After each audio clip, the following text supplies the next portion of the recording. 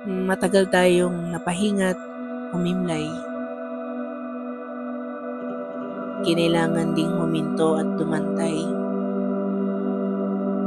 Dahil hindi mabuti noon ang aking lagay.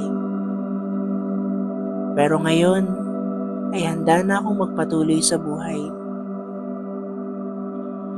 Babalikan ang mga naiwan. Gagawa natin ito ng paraan.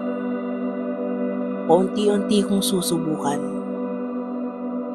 Nandito na para simulan.